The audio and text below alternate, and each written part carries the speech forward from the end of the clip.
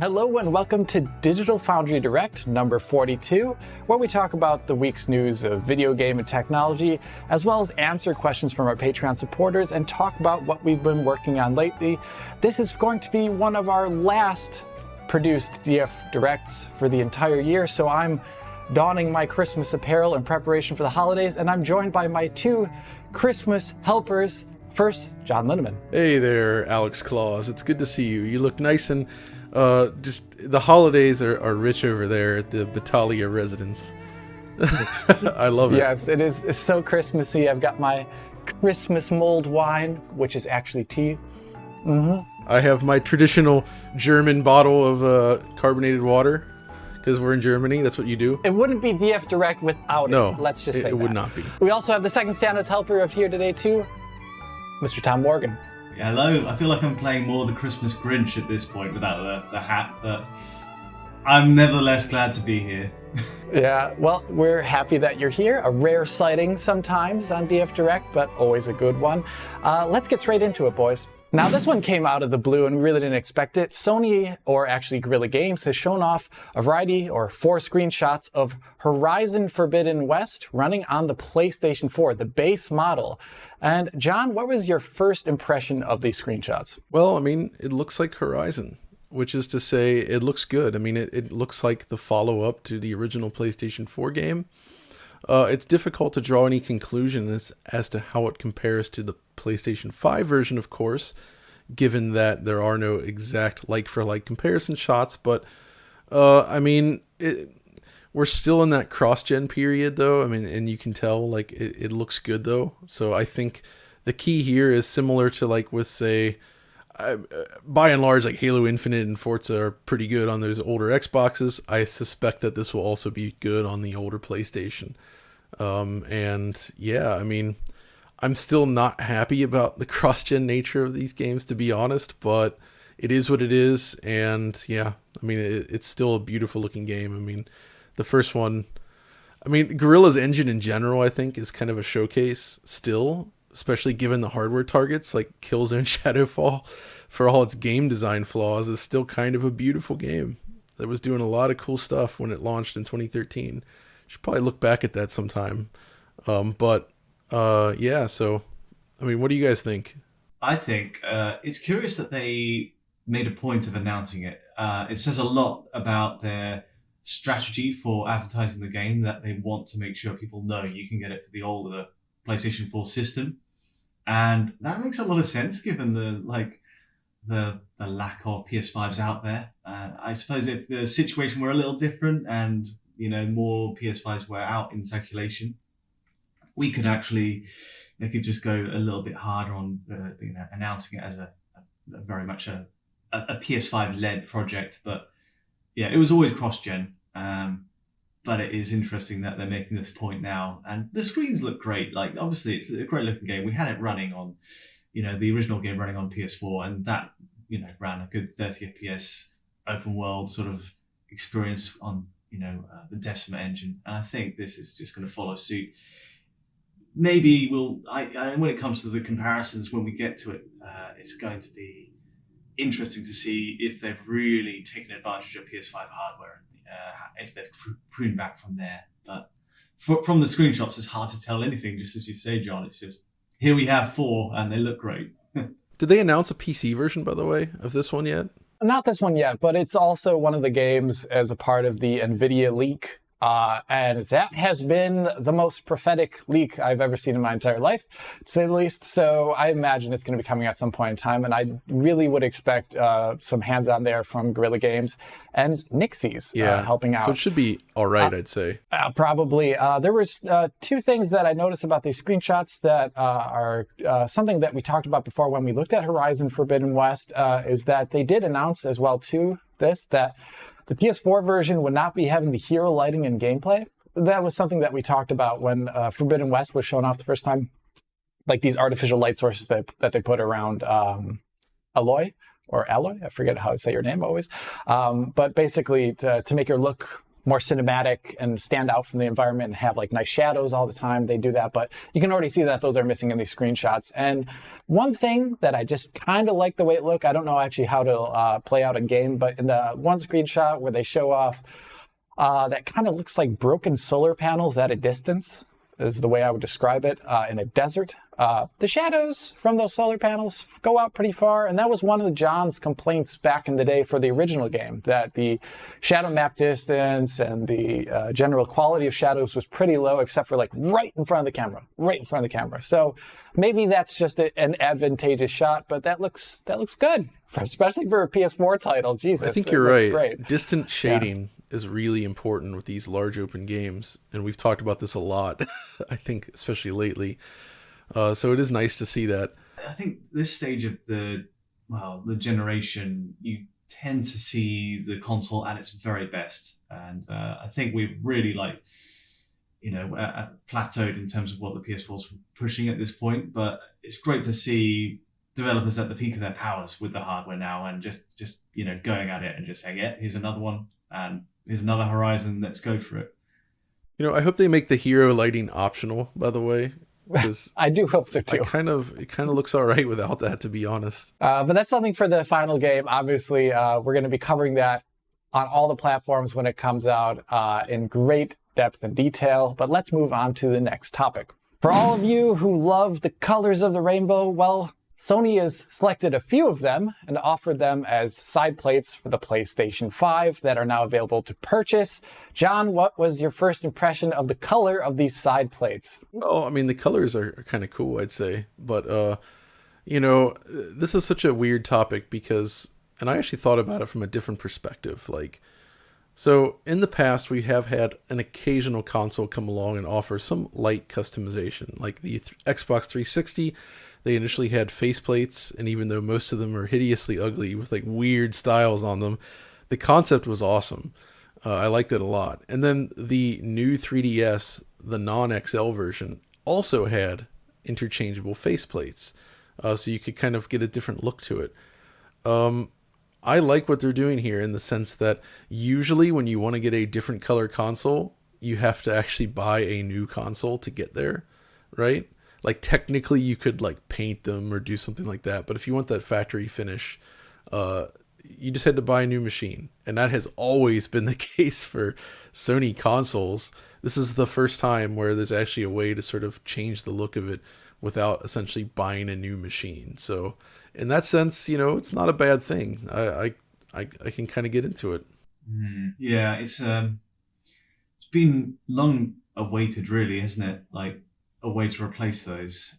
I bought a PS5 at launch and I'm happy with it, but I will say the design is maybe not my favorite of all the consoles I've bought. It's to put that in a very political, democratic way. It's the least attractive PlayStation console to date in terms of just the aesthetic, I think. And it's just those, like, I normally love white and black contrast, but it's so bulbous and strangely shaped that it doesn't, I don't know. It is a weird one. I mean, looking at these plates, though, the one, I won't buy them, but I do like that they offer black, because I always felt like that should have been actually as a part of the launch model, just black and white. Just to, for those who did not want a giant white, kind of Oreo kind of thing in there. Right next to their television. It's a reverse Oreo, isn't it? Reverse Oreo. Yeah, John. I mean, because it really calls attention to itself. And that's not the way I actually like consumer electronics. I usually do not throw LEDs in my PC unless for some reason I get those LEDs as a part of it. So I do like the subtler black look. And they look like they also have the same finish as well as the original model, which I like, because I did not want any of that. Because the middle part of it, of the PlayStation 5 that I'm looking at right now, has the, how do you say that? Not matte finish, but the glossy finish. And it kind of it really attracts the dust and the fingerprints in a way that I'm not a big fan of. So I like that they kept that nice matte finish on the side there, for sure. But I think that's really all I have to say about those color plates. They're available. You can check them out if you want. And let's move on to the next topic from the competitor. Oh, wow. This is an awesome one. The Xbox documentary has come out. It was promised a 6-part series, each one totaling about 40 to 50 minutes, I believe, in total. I've only watched the first 3, covering the genesis of the Xbox project in the late 90s. But it goes up all the way to the modern day, covering topics like Red Ring of Death or the really bad E3 showing for the Xbox One. You guys have gotten a lot further into it than I have. Tom, how have you been watching this documentary, and what has it made you think about? So, it's all available on YouTube now, despite the initial limited run on select services. So it was easy to binge watch, and I binge watched the whole thing pretty quickly. It's really fascinating. Xbox and Microsoft have definitely have found a story. And they've had a great place in the industry for the last 20 years. There have been some serious ups and downs, like some incredible moments.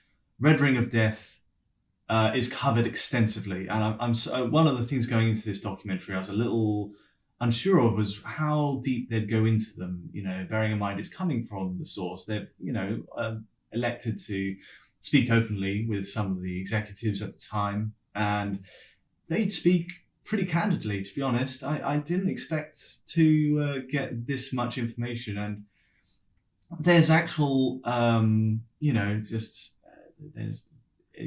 admit, we kind of knew there was something wrong with the, there were quite a lot of boxes stacking up in a bone pile in a warehouse, but we weren't 100% sure. We were already in production. And it just came down to, it's interesting to see the thought process behind that slow realization that something was wrong, and then finally making the choice to spend above $1 billion to fix the problem by replacing pretty much all the Xbox 360s out there which had Ring of Death. So really interesting, but it also shines a light on how much of a almost upstart, project Xbox was. And, despite the image Microsoft had, and they were clear to point this out, Microsoft has this image as a bit of a sort of a giant, a bit of a bully almost in the space, especially late 90s Microsoft, being such a monopoly with Windows. But Xbox was a small sort of project at the start, and they've really scrambled to get this thing going. And they talk about, soldering Xbox, prototype units behind stage before the conference. It's incredible, really insightful. It does veer a little bit into, that tone of, the future's bright for Xbox and everything's going to be wonderful. Towards the end of episode 6, they go off on that, and it's like, okay, fair enough. This is the future. It's good to be optimistic, but everything before is fair, honest, really interesting viewing. How did you find it, John? Yeah, I mean, I also binge watched it. I love this kind of stuff, and I like making this kind of stuff. I really like what they did here. For me, it was like this journey back. Like, it really reawakened the nostalgia I have for that time period, and realized just how much I actually really did love that original Xbox and what they were trying to do with it in the end. And hearing the stories just from how they were getting there, like, you didn't really fully grasp just the struggle that small team was going through trying to make this work within a company like Microsoft. And then hearing about how it's like, hey, we need code from the Windows and Office teams potentially, but we don't want Office on the Xbox. And to think that the Office team was like, how can we get Office running on this thing?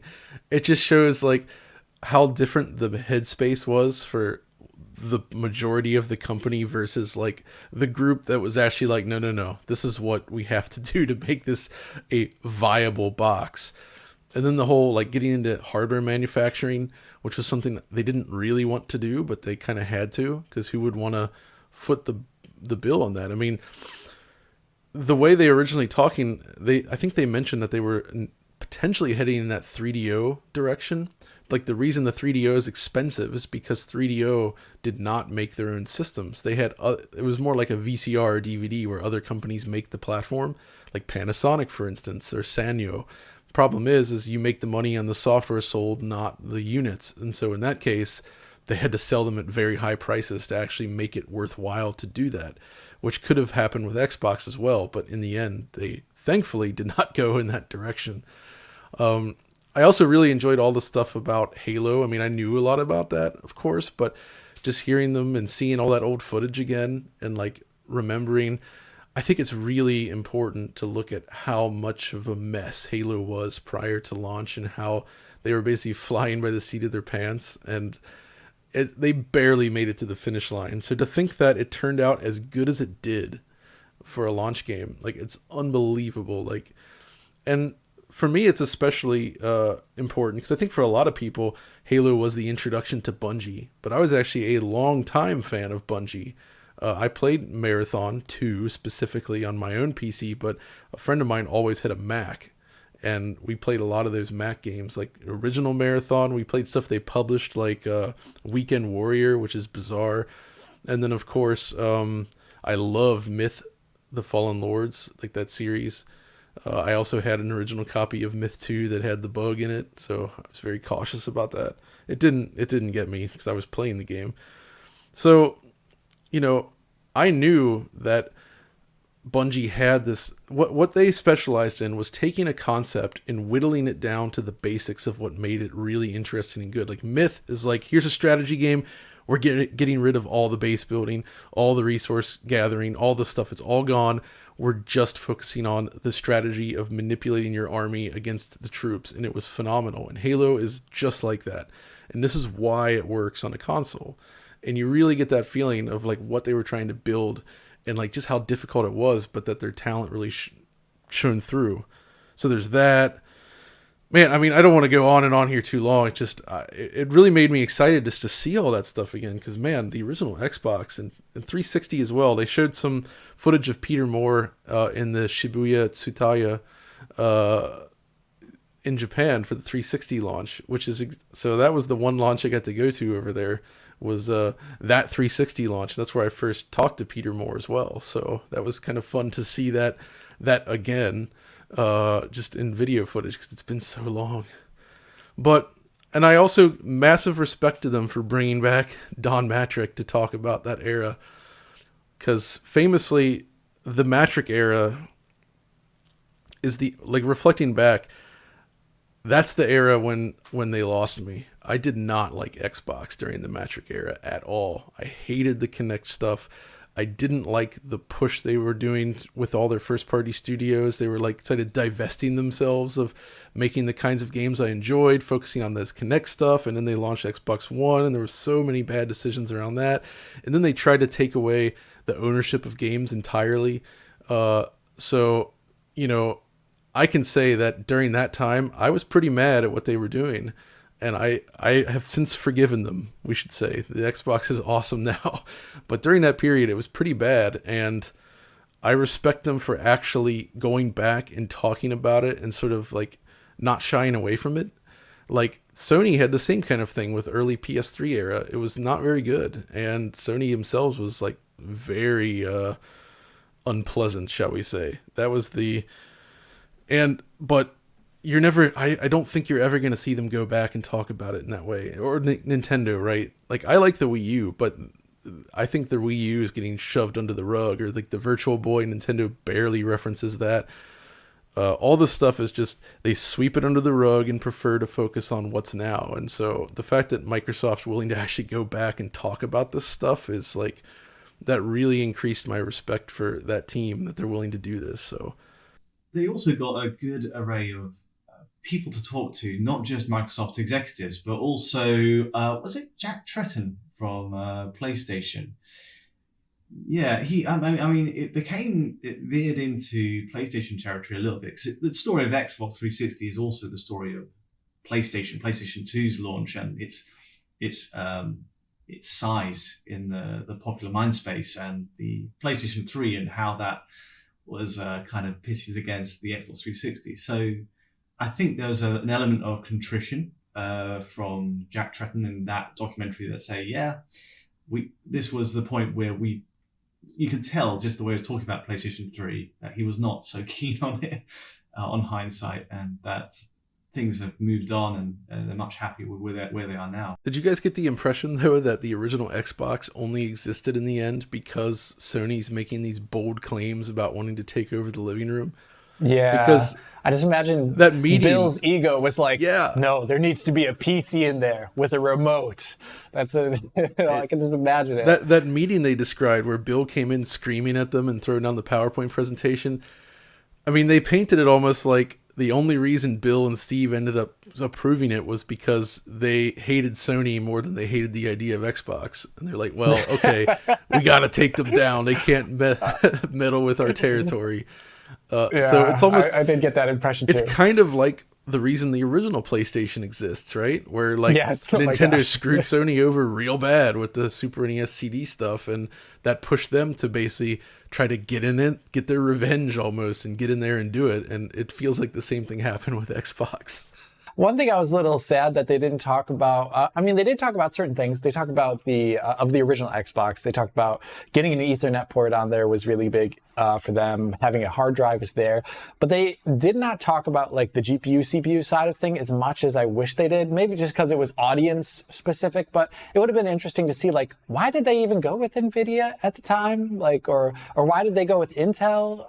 Really, they didn't really talk about that, but maybe that's a different story for a different audience, maybe not just for DF people, but they did go pretty technical at times in the documentary, and that made me also really like it. And the fact that they brought on people who knew what they were talking about and were not trying to form it as a part of a narrative that was just trying to whitewash the history of Xbox also really enjoyed me because it was very critical and self-critical. And it just made me, like John said, super nostalgic for the late 90s and early 2000s when games were pretty weird and wild back then. I just loved it. I do have one small critique about the whole thing, and it's specifically with the documentary itself, is that they did so much well. It's very beautifully edited and extremely engaging, but whenever they show gameplay footage, I think they dropped the ball. They would either show, like, for instance, every time they referenced Halo, they would show the Master Chief Collection rather than original Halo. And even when they're talking about the bugs in Halo 1, they were basically showing the Master Chief Collection just acting, like, weird, right? So that didn't sit well with me. But it's more that other non-Halo games, the quality of the capture was very poor. Like, super low quality 360p videos or something. When seems like YouTube sourced almost. Yeah, like I really would have, like next time, reach out to somebody like us or something. I don't know, because like for like original Xbox, can capture it in beautiful, super crisp 480p, but like correctly scaled to fill a 1080p frame, so it looks like pixel accurate and nice. Like I really think that would have gone a long way, and they could have shown more actual gameplay capture that was captured well, and that's. So, yeah, minor thing in the grand scheme of things, but I really wish these larger like documentary houses would really pay attention to how they showcase the actual games. Yeah, I would have also liked to have seen the video released in 59.94 frame rate, and then all the sequences of people talking are, like 30 FPS, but then when they would switch to games, it would be 60 hertz feed. So when they do mention, for example, Halo running poorly, which was a big part of the that one showing that gave it such a bad reputation. Yeah, I think seeing that contrasted with other footage of the game would have just sold it so much more. Yeah, that's running pretty badly. I mean, you could still see it was running badly though, because it was like you can see 15 it, FPS.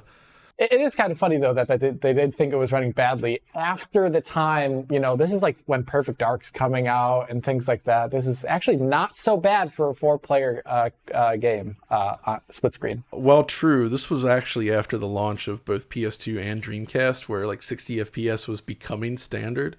And even though, like, say, Time Splitters, for instance, looked terrible compared to Halo visually, you still got 4-player split screen with 60 FPS, right? So I think people were expecting the new, most powerful system to have that, or at least, pretty good performance.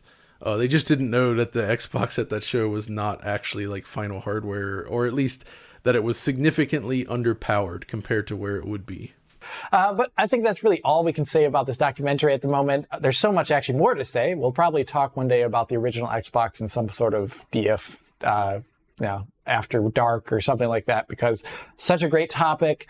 But let's move on to the next one. This one's a smaller one, somewhat like the news we had earlier in this video. Screenshots released of a game, and in this case, it's the System Shock remake from Nightdive. 15 screenshots. We have a link here to the PC Gamer article.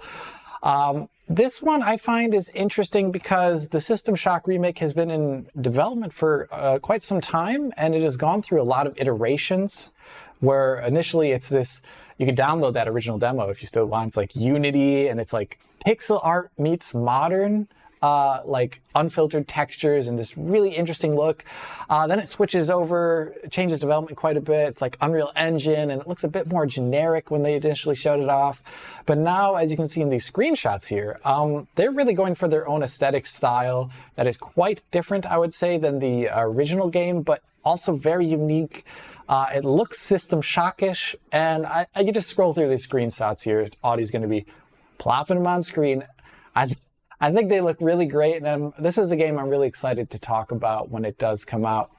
John, what do you think here? I love what they're showing here. I had played the recent demo, I guess maybe even last year, I guess it was, but yeah, something like that. But I really like where they're going with it. I love what Nightdive does with classic games, and this is actually kind of like their first step into really like completely rebuilding something, which is great, because so System Shock 1, that's a game that I did purchase back in the day, and I really loved it at the time. But it's also of an era where the interface itself is very dated, right? And I don't think many people have the patience for that sort of experience now, even though it was pretty revolutionary at the time. And here I feel like they're making the right moves in terms of building a new interface and making things like combat feel much more visceral, rather than just like the weird point and clicky nature of the original. And it looks awesome. So, we'll have to see, but I'm pretty excited for this. And I will definitely, Alex and I will probably be fighting to the death to see who covers it, because we're both excited.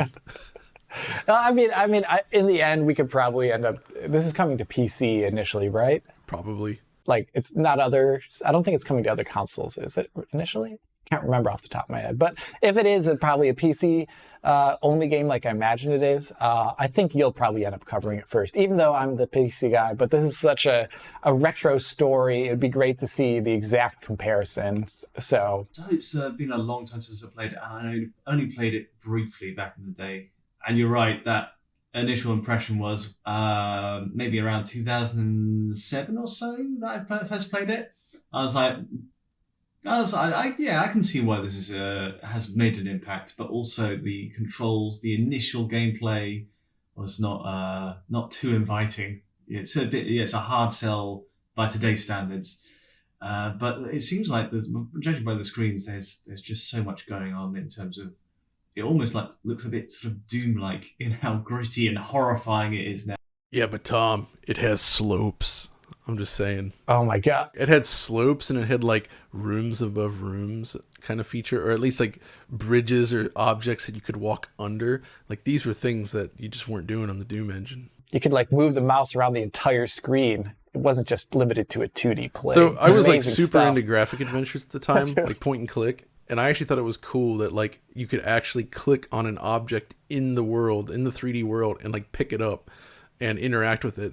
That was really cool at the time. I do wonder how they're going to frame the interaction in this game. I haven't played the demo actually from last year. I've been so busy that I haven't touched it, and I kind of want to reserve all those feelings for the game when it does come out. So I would like to be pleasantly surprised when it does. But, that's as much as we really can say about an unreleased game at the moment. Let's move on to the next topic. This is a bit of sad news, actually, coming out just yesterday, the day before we're recording this, that Ian Hetherington, the co-founder of Psygnosis or Psygnosis, or however you wish to pronounce that, I don't want to say anything wrong there, has passed away. And I think here it's hard. We didn't obviously know this man personally, but we all have had contact with their games. And I think it would be a good time to actually talk about what our first contact was and what are the things that we are going to remember this person for the most, essentially. John? Yeah, the thing about Psygnosis is like they were constantly like altering themselves to sort of fit with the era, right? Like, so, I I think my actual first contact with them, being that I wasn't in the UK and I didn't have access to those old micros and such, was actually DMA Design's Lemmings, which I believe they published at the time. But I enjoyed. I really came to know them, especially during the era of like basically around 94 and up, is when I really got into their stuff. I had Discworld on the PC. There's Destruction Derby, there's Wipeout, Crazy Yvonne, I believe, which is hilarious. But it's less about the individual games, even though there's just a ridiculous number of great Psygnosis games out there. And like, they basically made the PlayStation a success, I'd say, I would argue, because of their development capabilities, their experience with this stuff, and their relationships with SN Systems. They basically helped make it so that non-Japanese developers could work on the PlayStation in a way that had never really been feasible for a console, like right away. So like Western devs were like immediately jumping into that thing when it launched and just like getting a lot out of it. And a lot of this comes down to Psygnosis, actually, and SN Systems, of course. But and they continue to produce like a ton of amazing games throughout that generation. Like, if you actually look at the sheer volume of games that they produced over the years, it's really kind of absurd. And some of that stuff, even though, like, if you look even further back, like Shadow of the Beast, for instance, it's not a great game necessarily, but it's a stunning one. And it sort of redefined what you thought that these machines could do, like the Amiga and such. And I don't know, like, it's just... Psygnosis they brought this, like, European... British sensibility to sort of design with a look and feel that was different from what was being done in Japan and the US, right? And that really stuck out for that reason. Yeah, there's such a wealth of great games on their list. I'm just going through them now. I mean, it really brings back memories. Wipeout obviously is a huge one, landmark for a moment for PlayStation. But there's also stuff like Roll Cage, G-Police, which I played an awful lot. Yeah, fantastic games, and that only scratches the surface. Obviously, that everyone will have their picks, but yeah, it's a real shame. But what a great studio as well to have created and left behind. And yeah, I think those games will always be remembered. Fantastic. I think it may sound so silly, but I always remember them initially just for one of the best logos probably in all of video gaming and some of the best cover art in all of video gaming. You would pick up a look at a box from anything they produced from the late 80s into the mid 90s, and you're like, oh my gosh, this game looks awesome.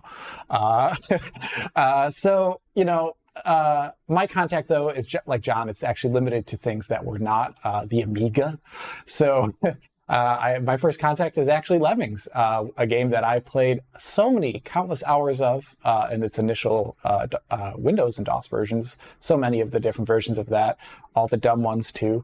I just really love those games. And it's sad to see someone go like this, but they did leave behind an amazing legacy. And it's been wonderful on Twitter to see all the people who worked under the Psygnosis banner, writing about their experience with this person and also the kind of huge, long-lasting effects that their co-founding of this company actually had. So I've loved that, and rest in peace. I do have to chime in that my actual first contact, I was reminded here, it was Barbarian, the DOS version specifically. So in 1988, I actually did buy a copy of Barbarian back in the day. It's a very clunky game to play for the time, but I enjoyed it. It was one of those screen-by-screen adventure kind of games with a bit of platforming and combat. I remember even in its CGA mode, which is how I had to first play it, there was something about like the art, the dragons, that made it feel almost kind of eerie and creepy. It had this atmosphere that stuck with me. And also the title screen has the little PC speaker play the name of the game, like Barbarian kind of thing. But imagine it with the PC speaker. Oh, that's amazing. Really cool to see that outpouring on Twitter. And like I said earlier, rest in peace. But let us please move on to the next topic. Coming back to PC Gamer here, they had a really great article that actually Audie sent to us the other day, looking back at a variety of games, 18 of them specifically, that are not digitally listed anymore on any storefronts. And there's a lot of awesome classic PC games in here that some of them actually surprised me that they were not on storefronts. For example, the Lord of the Rings Battle for Middle-earth. I would have thought that EA would have put a Middle-earth game on EA Origin, but apparently they have not. John, what were some of the games on the list that you would really love to see, as well as some that are not on the list that you would love to see? The first one that sticks out actually is MechWarrior 2, which I hadn't thought about not being available like this, but yeah. This was the game that I probably had the most copies of first, in that, you know, there was originally the DOS version, but then it started to be packed in with different 3D accelerator cards, and there was the Windows version. And somehow over the years, I ended up with like 5 versions of MechWarrior 2 back then. But I still prefer the DOS version. But I love this game. I did a DF Retro on this game specifically in the past, and it's just, this actually introduced me to this sort of game. Like, prior to this, I was a big, like, when I first got my 486 PC, the first game I bought for it was Star Wars TIE Fighter, and that kind of introduced me to the world of this, like, PC style simulators, right? And then MechWarrior 2 fulfilled the dream of, when I was playing TIE Fighter, I always just think, man, I wish I could fly down to one of these planets, but you couldn't, right? And then MechWarrior 2 is like, bam, now you're on the planet, and it was unbelievable. It ran not very well on my 486, but well enough to play it. And man, like the soundtrack, the experience, like managing your mech, like building them, and just, I loved that game. And it was so good at the time. And it's the series has never, like, some of the newer entries are interesting, but I feel like MechWarrior 2 specifically, there was something very special about it at the time. Another one on the list, though, that stuck out was actually the first one on their list was No One Lives Forever, which I still have my big box of that with the Best Buy exclusive CD soundtrack. So, I think it was a Best Buy exclusive, maybe not, I have to check, but either way, that's where I bought it. But yeah, so Monolith at this time, I mean, I basically knew them for Blood and Shogo Mobile Armor Division, as well as a game that I don't see a lot of talking about, and I wonder if this is available digitally, is Claw. You guys remember Claw, Captain Claw?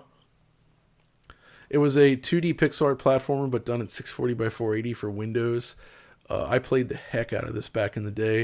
It was also not notorious, it was known for having a DVD version with MPEG-2 cutscenes, which friend of the show LGR sent me some years ago, because I didn't have a copy of that, he had a spare. And man, being able to see that, I'd read about that in magazines at the time. I was like, man, I want to see what this is like with the DVD quality cutscenes. Spoilers, they're not actually DVD quality, but they are pretty good.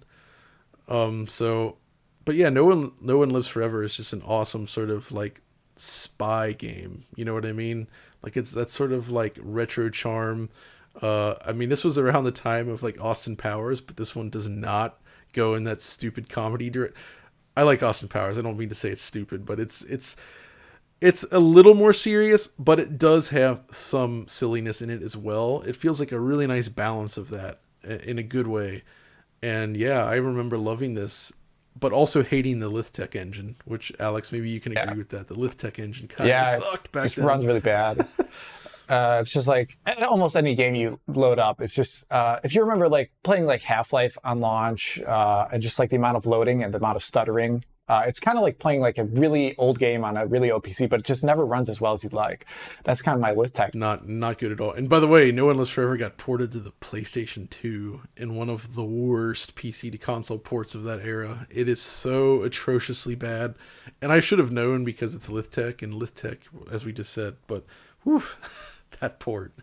I hope this does come out someday in some sense, so you can do a DF Retro covering Lithtech in general, and as well as this game. The games that I saw on this list that I thought about as well too was, they mentioned Doom 2 here, and they, as they rightly say, one of the first real-time strategy games in the way it's played. It is essentially, in a lot of ways, just it is. It's a game that's missing it's really surprising, especially with the new film coming out, which is amazing, the Villeneuve film, that is not there. But they don't mention the rest of them, but almost every other Dune strategy game is also not. I looked it up after this because I was surprised that it wasn't. But like Westwood then partnered with, I forget the name of the studio, to make other games in the future, and those are also really good strategy games, and they have amazing cutscenes in like the Command and Conquer style, like you can imagine. They're awesome, but you can't really find them. There's also there's another game that I wanted to talk about here that is not on the list, but it's almost basically you cannot buy it anywhere these days, is Prey 2006. When, I don't know when it was delisted, but it used to be able to be purchased on Steam at some point. Then it was delisted. I don't remember why or know why, but nowadays, if you look up what Prey is, you're just brought to the new game, which is really good. John loves that game too. I know that. I also love 2006. But I also like the original game, and I also just like that it's just like a super classic feeling first-person shooter. Obviously linear, but it does it well, and it's like grotesque and brutal, and it's has really great art using id Tech 4. It's kind of awesome, but you can't purchase it anymore. That introduction sequence at the time with the Blue Oyster Cult music playing, when like the whole bar is ripped apart, and you have those id Tech 4 style. It's id Tech 4, yeah. The style, like the stencil shadows coming in from the light of the ship, and everybody's abducted and that music's playing, and you're just thrust into that weird alien world. It's very memorable. Very, very memorable.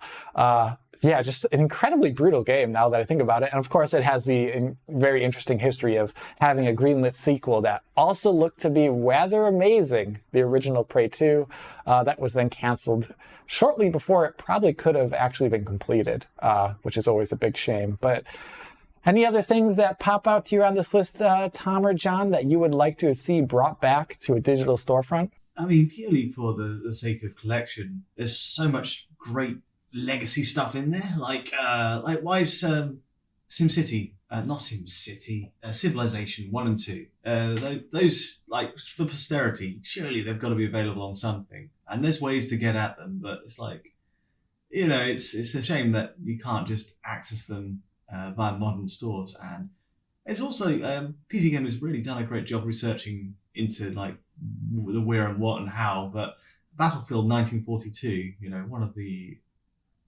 it's been delisted after appearing on the Origin store is bizarre. Like, that's such a strange move. And it's one of the first, if not the first, is that right, Alex? Battlefield games? There's Codename Eagle before it, but it is the first Battlefield in the modern sense. And also, I actually don't know if Battlefield Vietnam is also on there too, which is also, I actually like Battlefield Vietnam quite a lot. But yeah, that's for me, it's surprising because people have wanted to play both Battlefield 1942, Battlefield 2, Battlefield 2142, in other ways than, through the GameSpy master server for a long time now. And essentially EA has closed down all those efforts in the past, even though modders have come in and tried to restore these games. So this one not being on there is just smacks to me of just corporate ignorance. Like, people really would probably love to play Battlefield 1942 if they have the opportunity, and a great way to play it, And let's give a deep sigh of frustration to Silent Hill 2 and 3 on that list as well. That's just a whole other kettle of fish to do with Konami and their dealing of their licenses right now, which is it just makes me sad. The same with Metal Gear series. There's so much that could be done with those great legacy games that just isn't being tapped into. There's so much there. So I was actually just looking I have a bunch of PC big boxes on my shelf, and I was like, which ones aren't digital? And I actually found some already. Firstly, Extreme Assault. I don't know if you guys remember this, but it was known for being MMX accelerated and support the Voodoo card initially. And it has a Chris Hulsbeck and Fabian Del Prior soundtrack. And it was actually made by Blue Byte in Germany. And it was known for it's basically like, PC games at the time, it's like, all right, helicopters, but it's simulator. This was like, how about we do like future helicopters, but it's more like arcadey. It's basically like you could almost say Ace Combat-y style game, maybe even a little bit more arcadey. But at the time, like, it had these beautiful, huge landscapes and like cities to fly through, and it felt like super futuristic and awesome. And I have the big box here, and I always love this game, and it's one I do like to revisit. Another one, like, of the adventure gamey sort of thing that I enjoyed was actually something called 9 The Last Resort. Have you guys played that?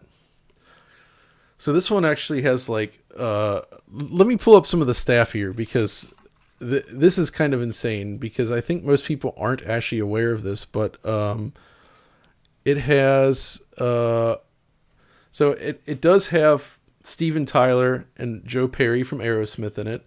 It's got, it was produced by Robert De Niro. It has Cher, James Belushi, Christopher Reeve, Tress MacNeille in it. And it was essentially like this first-person, super surreal graphic adventure game set inside this bizarre like house. And I did actually play this back in the day and absolutely loved it. And it's just so weird. Like, if you haven't seen it, just look up 9 The Last Resort. Like, even to play the game though, like, one of the things I like about the big box, and this could be an issue, I guess they could put it digitally, but it actually comes with a letter that you unseal from like your dead whatever, and you open it up, and it actually has like the codes to get into the house. Like, you're stopped when you try to enter the house at the beginning of the game, and you actually have to read the letter, and they really try to bring that in, and it's a very weird game, but cool. And I've not seen that basically talked about like anywhere since then, despite the all-star cast and production crew there. Yeah, this is like, even though, you know, Good Old Games does exist, GOG, they do not have access to everything. And like John's saying, probably a lot of FMV and or adventure games from the mid to early 90s are definitely not going to be on that service, unfortunately. But a lot of that also has to do with getting them up and running in a fashion that isn't just throwing on DOSBox, which I don't actually prefer. I don't actually prefer DOSBox. It's nice when they actually try and make it somehow work on a modern system, which is rare though. Zero Population Count, which ran on the Marathon 2 engine, bizarre first-person shooter, Ecstatica 1 and 2 from Psygnosis.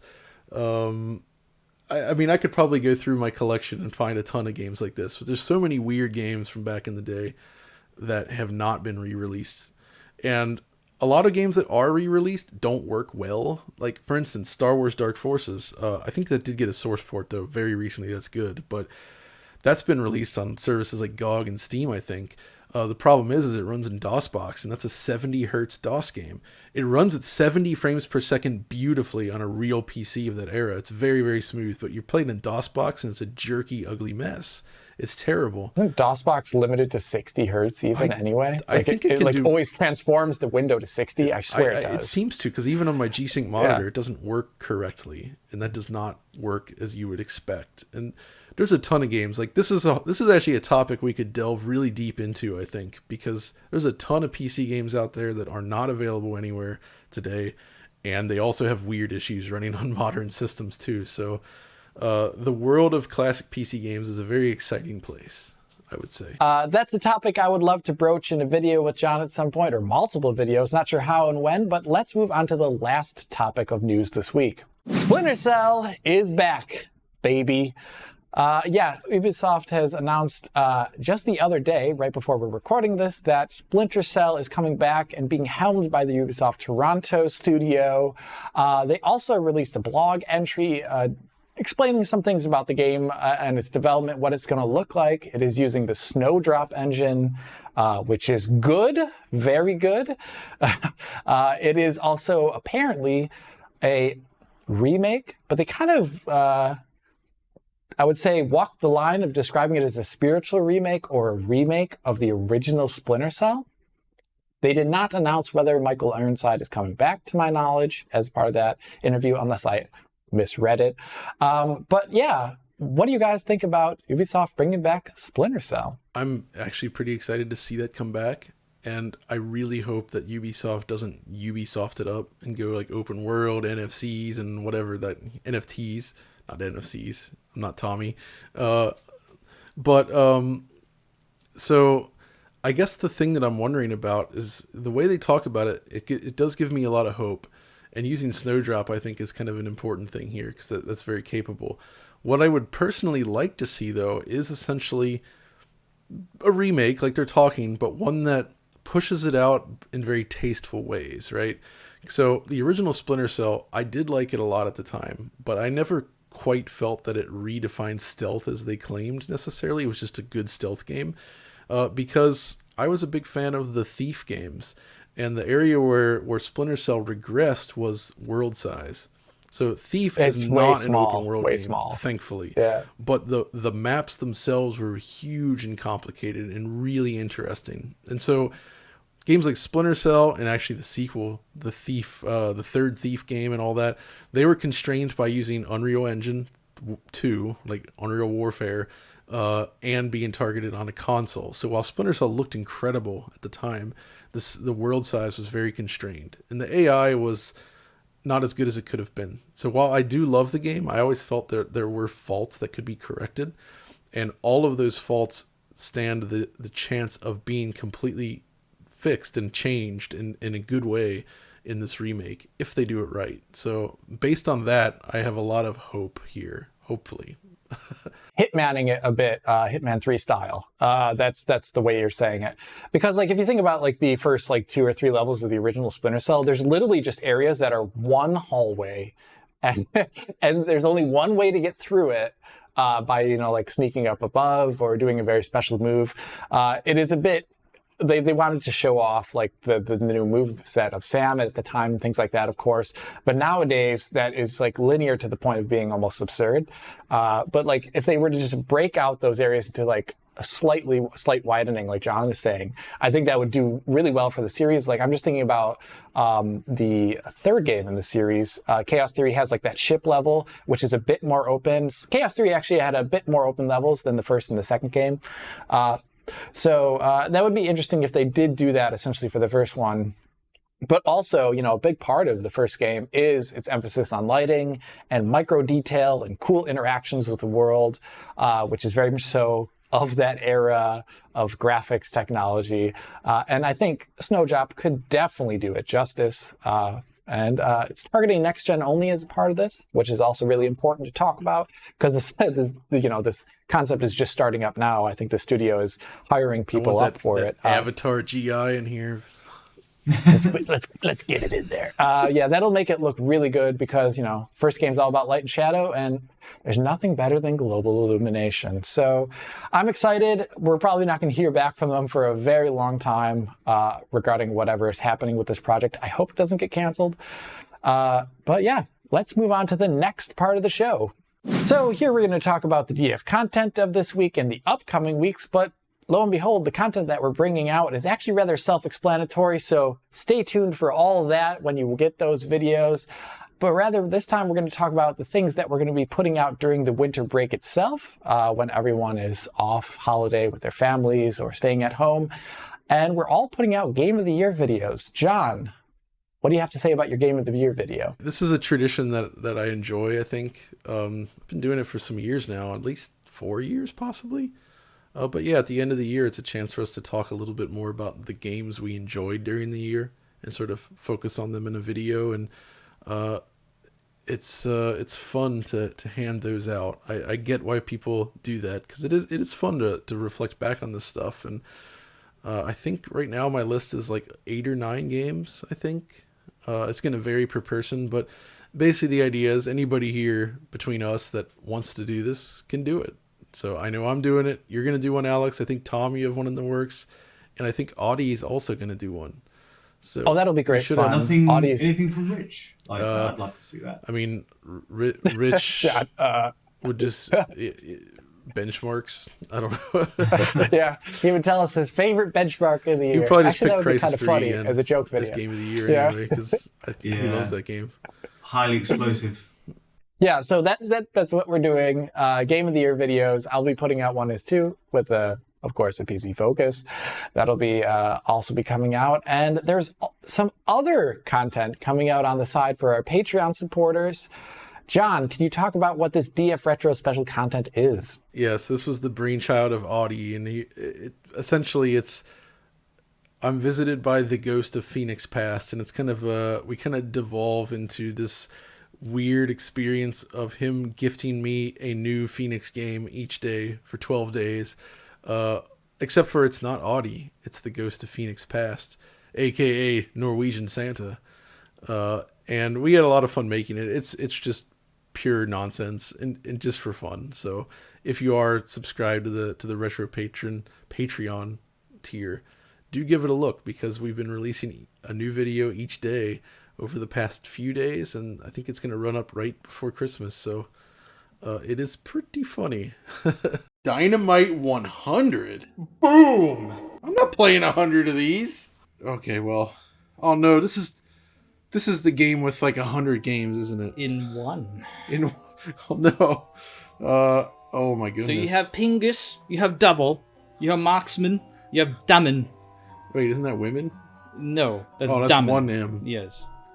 You have Froggy, you have Strike, you have Subspace, you have Intestors, you have Satellite Wars, you have Hockey, you have Pingus, you have Double. I think this is Double. I'm seeing cross-eyed. The concept of this was to create easy family fun on a modern console and release it on time. Is this like, what is this? Is this like tanks battling it out? Like battle tanks? You would say it's a battle tank or a tank battle. It doesn't really matter as long as you don't infringe on the copyrights. Okay. Player 1 versus CP. I am ready. Let's go. And these graphics, young man, are generated in real time. Really? Yes. All 3 objects on screen. I think I'm the green one. Are you? Yes. Now let's play with scissors. Okay.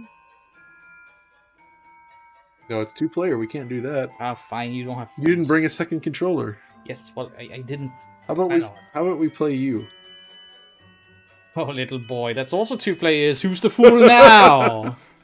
Yeah, I kind of hope this returns as well next year. I think it will. Maybe not with Phoenix, No. but also maybe with other trash game developers or publishers from that time. I would really love to see this. This is really funny, people, so definitely watch it. And I hope this entire video, I mean, I've got this Christmas hat on. I hope Audie's been sprinkling in some Christmassy kind of feel in here. If you could, Audie, maybe a little bit of Christmas snow right now. But yeah, that's really all we have to talk about for content this week. It's a bit self-explanatory due to the content that we're bringing out. So let's move right on now to our last part of the show, our Patreon Q&A. Okay, first question of our Patreon Q&A comes today from Arrow of Time. How much do you think DLSS can get better over time? Is it close to its max potential, or is there plenty more juice in the tech going forward? I know you're not a fortune teller, or am I? But I'm curious to hear your response. I would like to take this one, even though I just posed the question. Please. Yes, the answer is yes. Do you think it can get much better over time? Yes. Not just pie in the sky getting better, like, oh, it'll just produce better results over time because it's AI. I would actually like to say there's very specific things that DLSS can do in the future, but currently doesn't. And NVIDIA pointed these out in a presentation, I think it was at GTC most recently, about DLSS integration in general. But they essentially listed, maybe it wasn't a presentation, maybe it was in their documentation. Get back to me about that. But at the end, they had this like list of things that DLSS currently doesn't handle that, based upon future inputs that they leave open, if you were to add these inputs into your engine, for example, feeding them your RT reflection output, for example. Currently, DLSS doesn't really do much of anything with that. Feeding your transparency layer. You know, you can feed these other things into DLSS currently, but it won't do anything with them.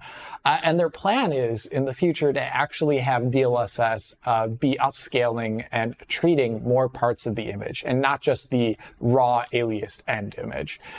So yes, it's going to change going forward, not just in a pie in the sky way, like I mentioned, but I do hope we do see some of that, because one of my least favorite parts about using DLSS is the fact that it affects ray tracing resolution. I mean, obviously it's going to have to, but it does not upscale that part of the image nearly as well as it probably could. So that's one thing that'll change. John, do you have anything to say about that? No, I mean, I tend to agree with you on that. And you are the king of this. So Mr. DLSS. Mr. DLSS, as we know. Whenever a game gets DLSS, everybody immediately runs to Alex, say, hey, dude, DLSS is here. I love DLSS, though, myself, so I get it. It's very good. Yeah. I did, just as an aside here, I did see some comments recently like, why don't you cover DLSS being added into this game? And the example was Red Dead Redemption 2. I think that came out at like a really inopportune time.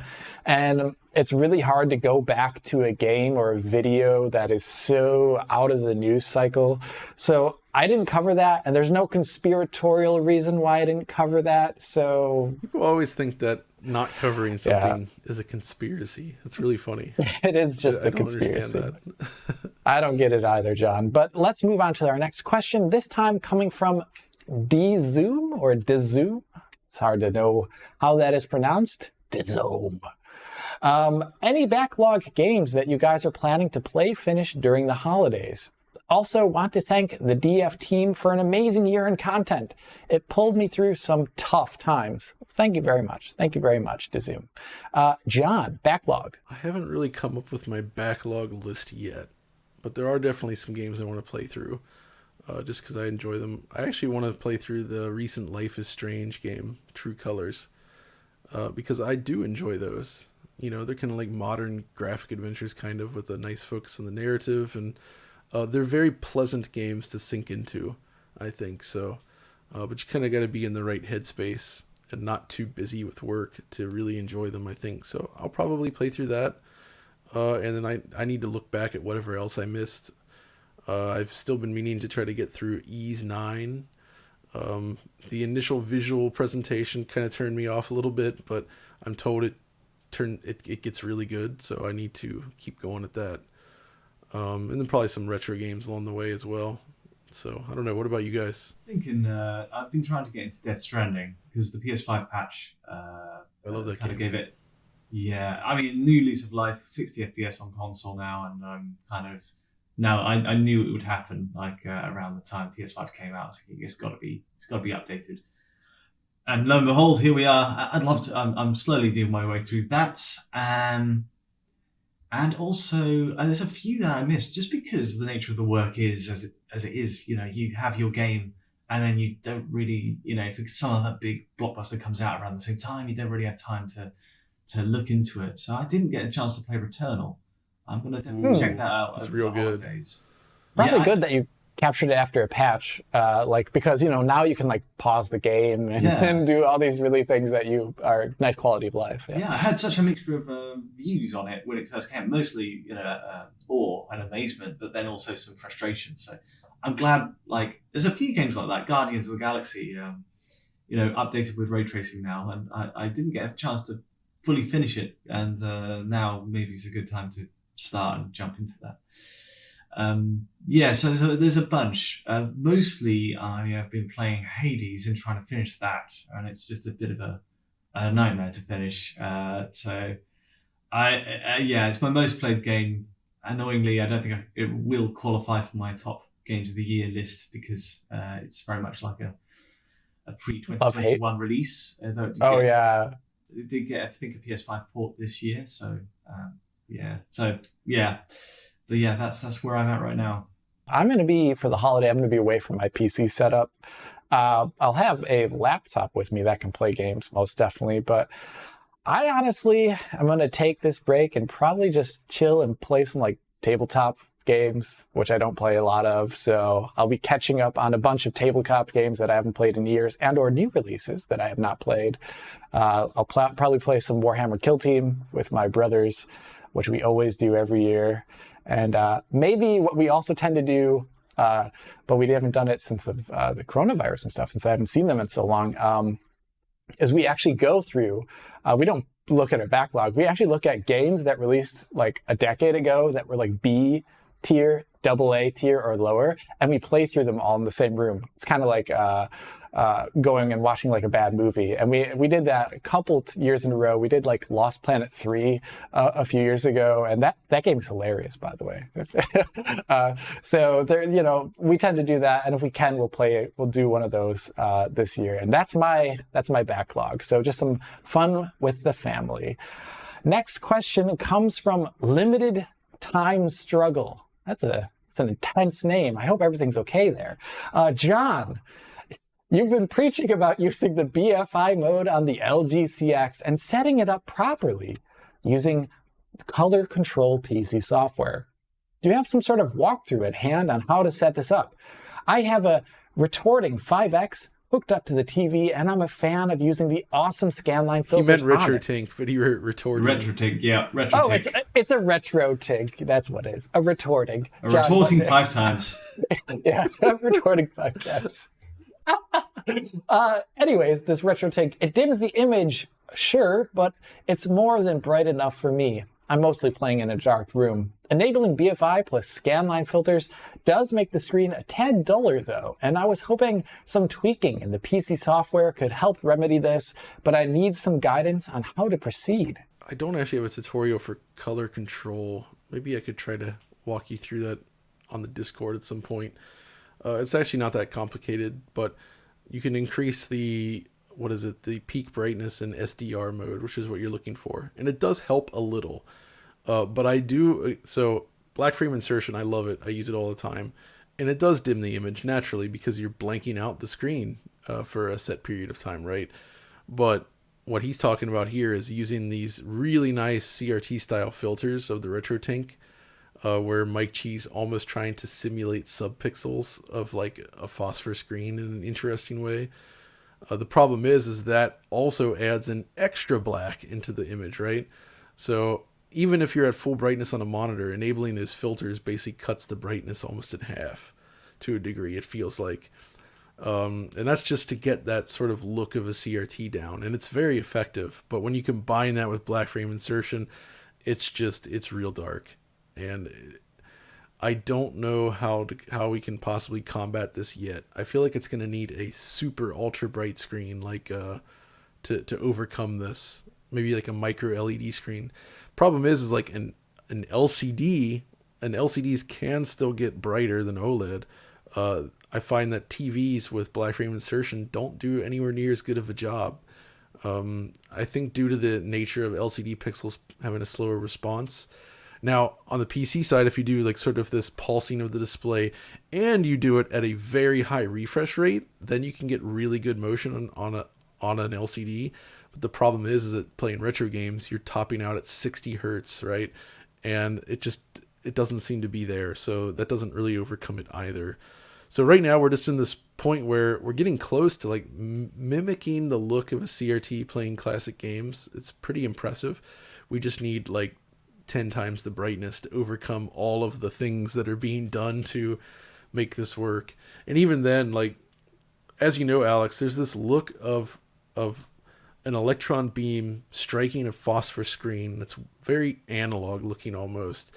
And even with the best filtering and best simulation of this stuff, it's not going to be quite the same. Like, it's close, but there's a physical characteristic of what that looks like to the eye that's so hard to replicate. And I mean, we're doing stuff that's acceptably close enough to like make up for it, but yeah, it's still a tough one. It is definitely a tough one. I wish it were better, but like you said, John, I think we need like OLEDs that are like 10 times brighter. Sorry that we can't help you out more there. I hope you continue on with your struggle. Our next question comes from Paul Kalamata. Do you think the emergence of more super detailed and realistic game worlds that will see the emergence of titles that center around virtual tourism and simple exploration? With both Cyberpunk 2077 and the new Matrix Awakens demo, I've gotten hours of enjoyment just walking around without focusing on any sort of objective-based gameplay. I'm curious if you feel the same way about these type of experiences. I actually have a good thought on this one. I don't think that's good enough, and I'll tell you why. So I've encountered this over time and again in the gaming space, is when new technology is introduced, the act of just walking around an environment is actually very engaging because you're observing everything and sort of taking it all in. But eventually that wears off. It always wears off. And then you start to uncover that, oh wait, what's here maybe isn't that entertaining, and just walking around it by itself isn't necessarily that enjoyable. And I'll give a good example, VR. when VR first came on the scene, when I first got an Oculus DK2 many years ago, just loading up a VR demo where you walk around a 3D space and that's all you do was enough to like completely like pull me in, right? Like it was just awesome. Like, wow, look what we're doing. But then you get over it and it kind of loses that. And that was the point where I realized, okay, that's not really compelling enough anymore. Like you actually need to make something genuinely interesting as a game here to keep people engaged. And it's the same with like Cyberpunk. When I first played it, just walking around the city, I was in awe of what I was seeing. And that used to be the case with a lot of open world games as well. And this is why I've realized that open world design maybe still needs a lot of work, is because once you get over that hump, and it takes different people a longer amount of time, but eventually just being in that world is no longer enough. And you actually need something interesting there to do to make it compelling. And I think that's what we're going to run into here. Like flying around the Matrix City looks awesome. There's tons of detail there, but eventually you're going to get used to it, and just doing that becomes boring. And I don't think it's a good idea to base an entire game just on that. Like there needs to be more. I think one thing that I saw, I mean, I don't like the games at all. John doesn't like the games at all. Assassin's Creed. The new ones. I like some of the older ones. The new ones. They release, after the release of these games, they do put out history modes, which are kind of like you go through the game world and learn about the history of real people and objects and cultural things. And it takes place in this world. So I find that as a interesting middle ground of this idea where it's not just walking around, but there could maybe be a entertainment and informative aspect of walking around. I would do that probably. I mean, I'd like developer commentary in games like the Valve games. They just like scatter these little markers around the world and you can just listen to what the devs say about the game design or art design. That kind of thing would appeal to me. But honestly, like John, after a couple hours of that, my goodness, I don't want to do it again. So yeah, it's more or less what you'd find in a school and like a sort of virtual museum, more than anything. I also think to kind of add to John's point that absolutely building a big world is one thing and then adding a gameplay experience over the top is another. But it takes a lot of expertise then to make a compelling, watertight, low bug rate experience from that. So it's very rare we'll see like your Grand Theft Autos or Red Dead Redemptions where it's very polished open world and having a great gameplay experience over the top. Those are the real diamonds that we're looking for.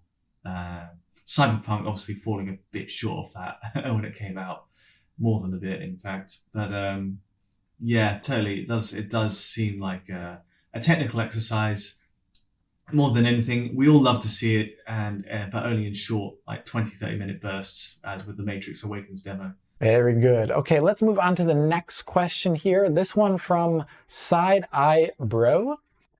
When will we get the next big leap for rendering foliage? Nanite is very good at rendering millions of polygons of continuous surfaces like rocks, for examples, but it's pretty bad at rendering trees because of the overdraw and other technical things.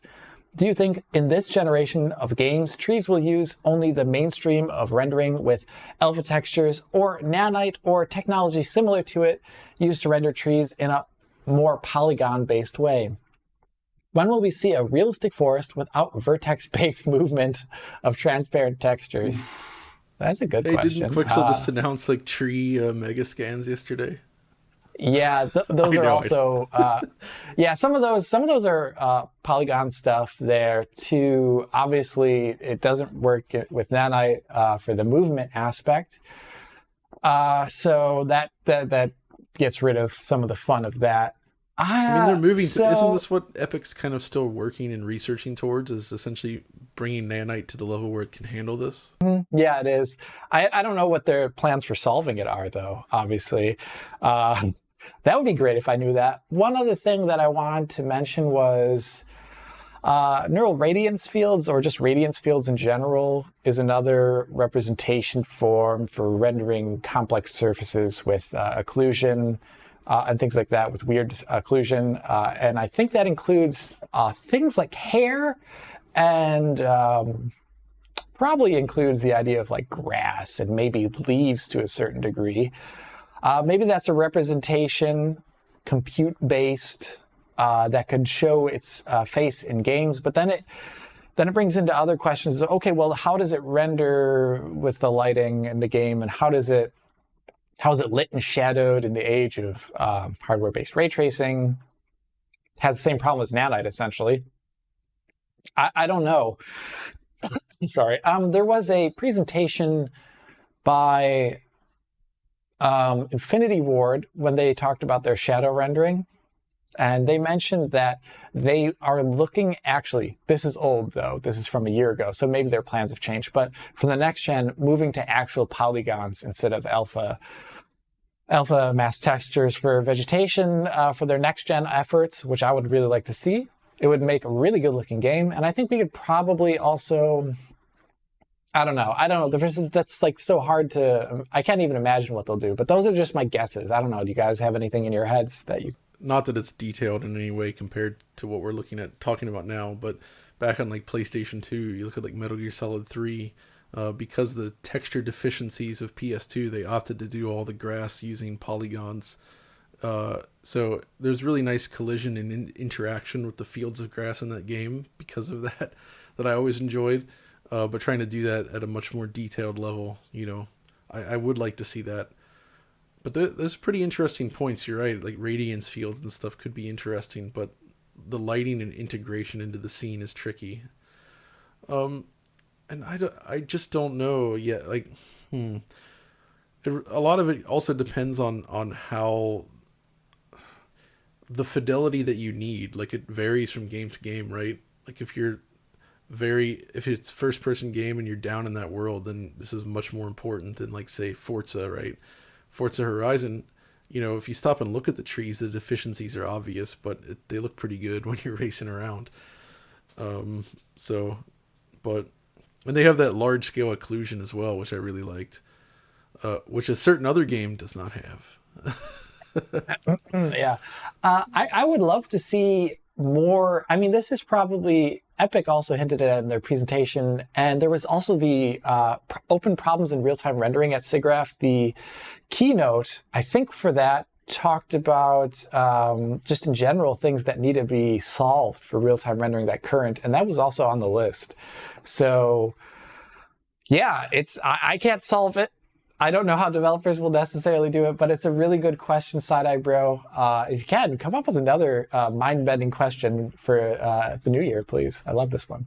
I think, one big thing that they need to do is to unshackle themselves from last-gen consoles as well. Like, on top of that, like we've seen it with Halo Infinite, like the comparison across consoles for that just had grass pretty much in the same place, a few trees dotted around like extra, for the older consoles, but Xbox One was still pretty okay.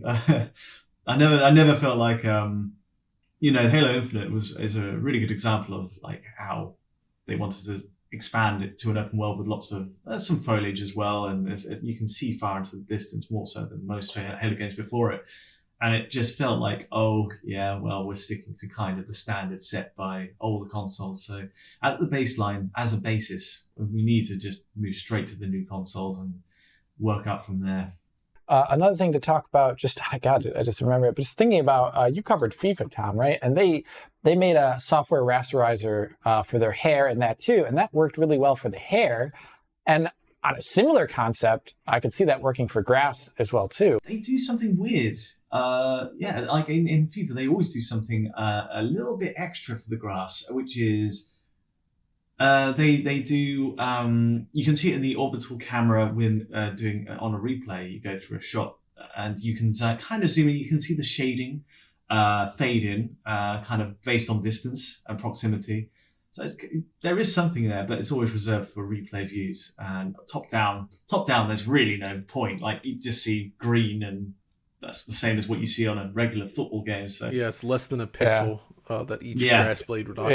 Yeah. So I mean, what's the point at that point? It's just, yeah. So there's some cool ideas, but I guess we'll have to wait and see on that. Let's go on to our next question from Juan Casanovas. Awesome name. Hello and happy holidays from Argentina. I'd like to ask if you thought of adding a film grain filter percentage as a new way to measure clarity, as the Matrix Awakens demo blew me away and made me think that if you add a certain level of film grain to different video game scenes, you can get a way to show how good image quality is. Like you add in a baseline amount. Okay. I know John might not be a fan of this method. I don't know why, but could it be the CRT chosen way to eliminate pixel counting? Oh, I think he's just kind of like talking about, well, in general, just adding like a certain amount of noise to the image so that there's a baseline amount of noise in every image across games or something like that, it sounds like. It sounds like obscuring the deficiencies of the image. Like if there's a resolution deficiency or lack of detail in the scene, you kind of fill the space with. It's basically distortion, like film grain. It's just it's an aberration of the camera or the filming techniques. So both, though. I mean, I like that idea. I mean, I do agree with it. I think film grain can look pretty great in some games. Problem is some will just like apply like a full screen noise pattern that just doesn't blend in with the scene or look natural, and that's not great. But when done well, it's awesome. I get flashbacks to Mass Effect 1 with how heavy that was when it first released on 360 especially. It's just full on film grain. And also on that note, like chromatic aberration in Bloodborne is a similar idea. It's just like, let's do something to jazz the image up a bit. Chromatic aberration can be very cool when used well. Yeah. Like alien isolation. There are ways to do it that are, I think, okay. Yeah.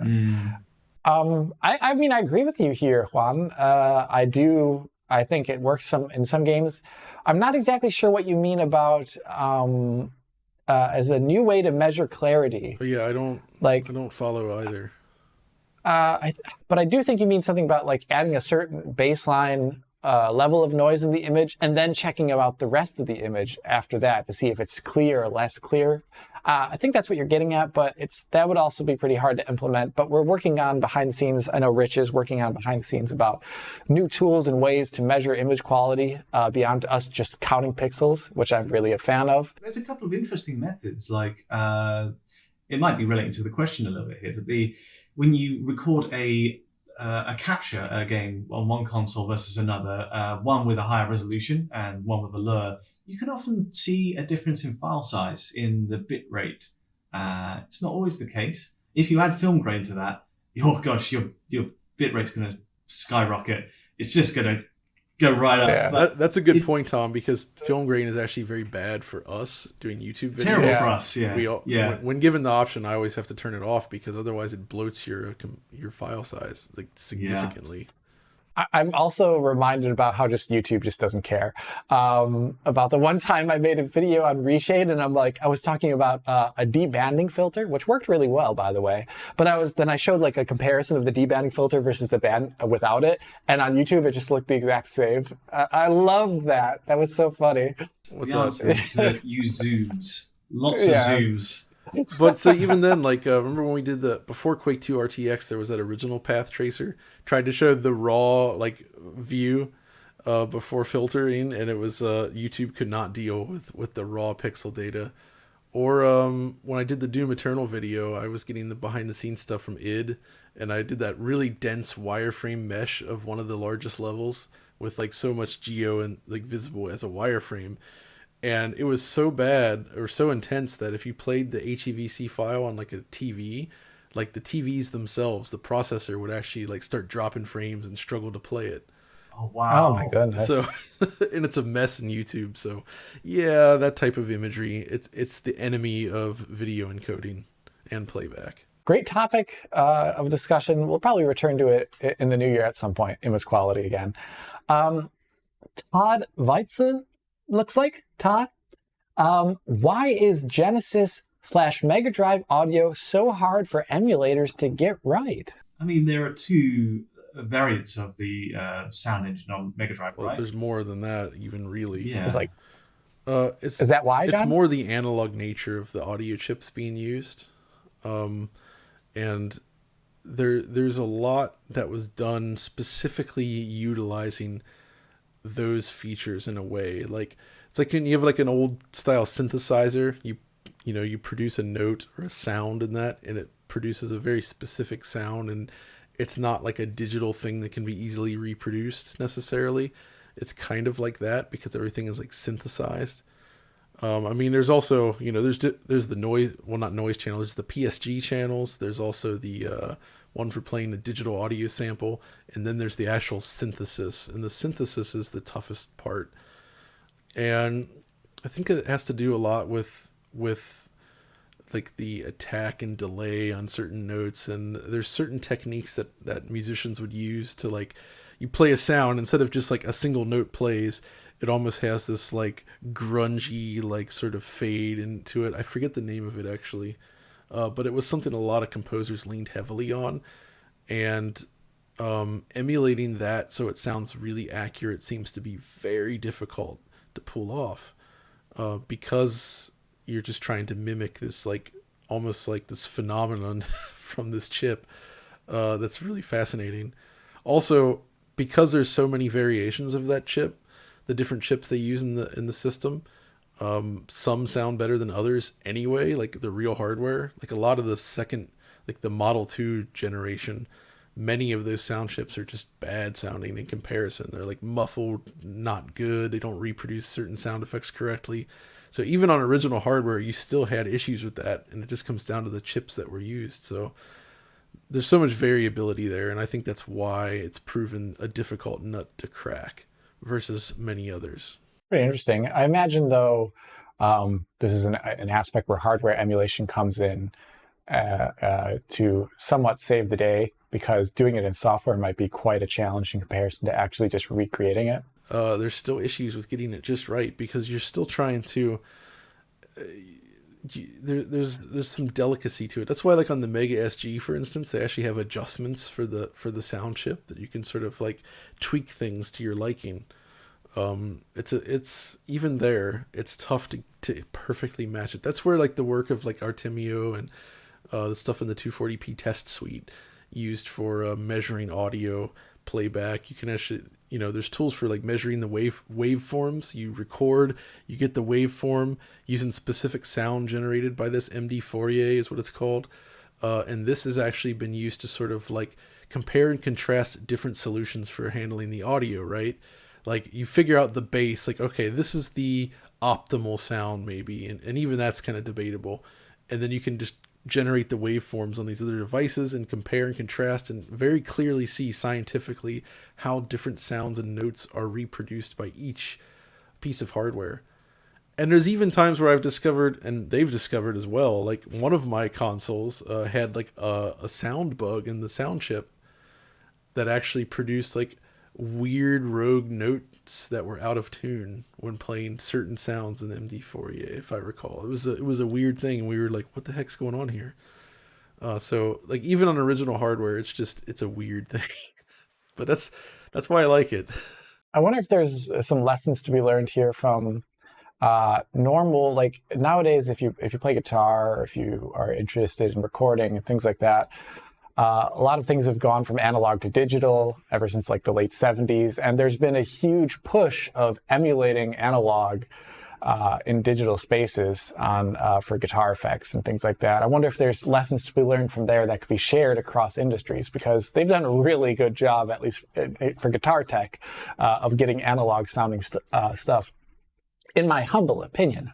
But that's another topic maybe for DF After Dark. The thing that sucks about this is that I feel like this poor emulation, especially at first, really negatively colored people's opinions on what the Mega Drive sound chip can do. Both poor emulation that produces a very harsh, scratchy like replication without any of the nuance you would expect, so it just sounds bad to the ear. In addition to the fact that a lot of Western composers unfortunately leaned on something called gems, which has been discussed many, many times, but essentially they were making music using a different form, like standard, like using like say a MIDI keyboard and essentially translating it to work on the Mega Drive, but trying to translate from one to the other rather than specifically utilizing the characteristics of the sound chip tended to produce vastly inferior results. So that those things together, I think, really negatively colored people's impressions. But I mean, you guys have heard some of those really cool Mega Drive demos, right? Like on real hardware. It sounds awesome when done right. Like there's some great sounding stuff that's still unique, I think, today. Okay, and here we are on to our last DF question of the year from our Patreon. And it's actually a really good question. Joe Esposito here asks us, is Parasite Eve a Christmas game, or is it a game that is set during the Christmas season? Tom? Oh, no. This is, I don't know whether to touch this with a barge pole or not. It's the Die Hard question, right? It is. Yeah, it is. Die Hard question. Great game. It's a fascinating game. I love it. Made around the time of, this is the FF7 team, isn't it? And they made a game in a similar style, set in New York, I believe. So I'm gonna say it's a Christmas game to be played with the family. You know, gather around. With all the children and your aunts and grandmas, and just play this horrifying Japanese horror game. I think this question always depends on when you actually experienced it for the first time and the context in which you enjoy it, right? Like if this was a game that you did play around Christmas originally back in the day, when you combine that with its actual Christmas themes, then it might feel like a Christmas game to you. I played this in the middle of summer. So it doesn't feel like a Christmas game to me for that reason, despite the themes. It's more like you see that snowy New York kind of atmosphere and like, man, I wish it was cooler, is what I remember about Parasite Eve. But so yeah, it kind of varies, I think, from person to person. Shenmue is definitely mine in that vein, playing that at Christmas. There's a little bit of Christmas in there. I think there's a Christmas scene. Yeah, the seasons change kind of. Yeah. There is, yeah. And it does have that feeling, I agree. When that released, I think it was Shenmue. I was playing that on the Dreamcast, while my brother and cousins were playing the original The Sims on PC nearby. And that combination of sound, the sort of very grey-toned, sort of slightly sad mood of Shenmue, me walking around this Japanese village, and then the cheery soundtrack of The Sims in the background. That's a very definitive Christmas memory for me. I think the best Christmas game is probably still Christmas Crisis for the Philips CDI. Oh yeah, John? No, it's actually not. It's terrible. It sounds okay. terrible. I was convinced. You sold it to me. It's horrendous. It's probably a series of like 2D element screens. What is it, John? Even? It was a 2D platformer. Audie and I did a video on this like a couple of years ago. Christmas Crisis and Christmas Country, both for the CDI. They're both, it's real bad. Just like Tom, though, my Christmas game has always been Doom 64 because I got it for Christmas. Yeah. So I always remember playing it for Christmas and being like, this is Christmas for me. It's got colored lighting. That is red. That is Christmas. That's special, though. That is always special. I know this is a play on the Die Hard question, but for me, even beyond Die Hard, I've always thought of Lethal Weapon when people talk about this, because that's also a very Christmassy themed movie, but it is always left out of the discussion, and I want to bring Lethal Weapon 1 back into the discussion at whether or not it's a Christmas movie. But I think that's really all we have to say for this video. We are out of questions here. The year is coming to an end. You should expect more on the DF channel. Game of the Year videos, Graphics of the Year video at some point as well too, that we're going to be going into. But gentlemen, thank you so much for joining me for this last DF Direct of the year. Of course. Yeah, always a pleasure. Yeah, of course. And if you did like this video, please hit that like button and subscribe to the channel. If you're already a subscriber, hit that little notification bell to get what does Rich always say? Notionally instant notifications at the moment we release a video. If you want to help us out and support us and also ask questions to us, joining our community on Discord, support us on Patreon to get years worth of our content in high quality for download. Follow us on Twitter, and of course, happy holidays.